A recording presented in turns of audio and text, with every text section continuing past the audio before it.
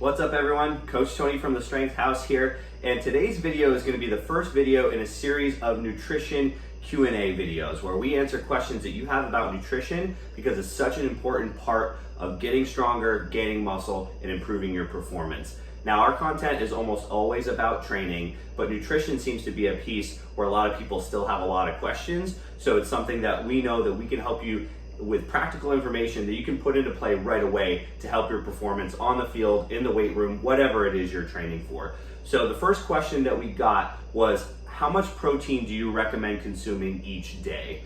And now that of course depends on what your goals are, but if you're reaching out to the Strength House, we can assume that you're consuming protein with the intent of getting stronger, putting on muscle mass, improving for a sport, something like that. So everything in this video is going to be with that in mind, getting stronger, improving performance.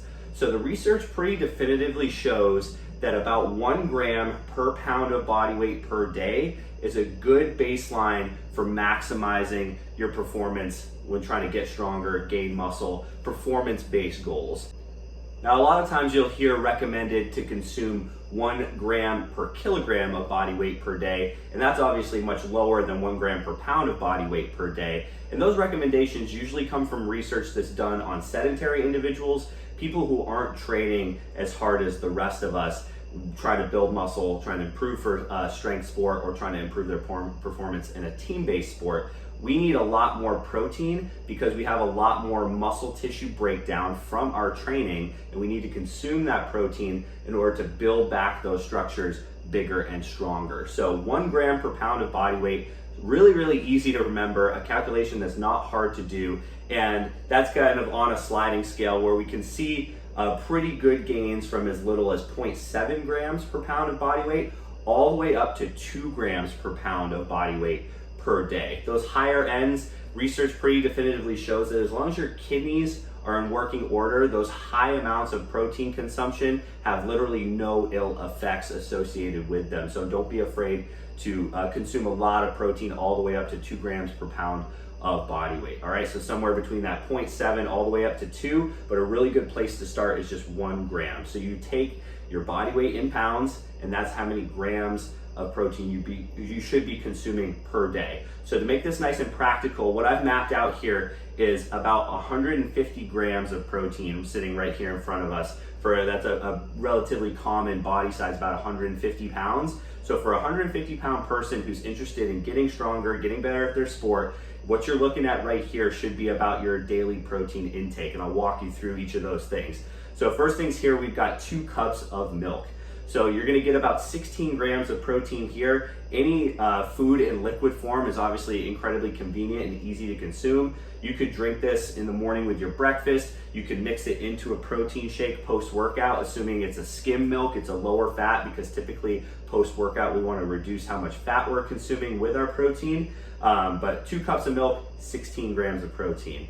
Next, I'm gonna skip over to the eggs here. I've got 3 eggs. Eggs have about 6 grams of protein per egg, so we're looking at 3 eggs here, a pretty common amount for a breakfast, scrambled up, hard boiled, over easy, however you like them.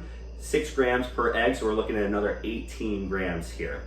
All right, next we've got about 10 ounces of boneless, skinless chicken breast.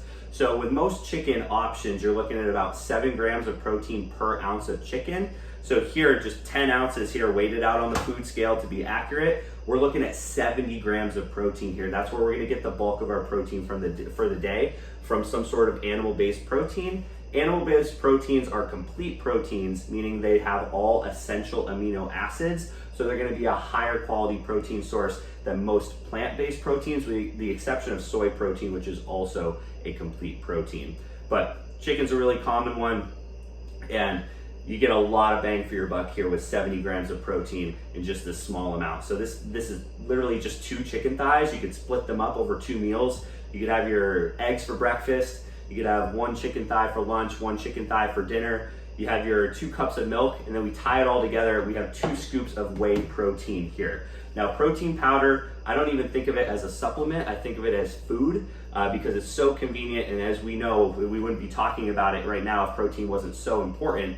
And sometimes it can be difficult to get enough protein through whole food sources, whether it's convenience, time, whatever.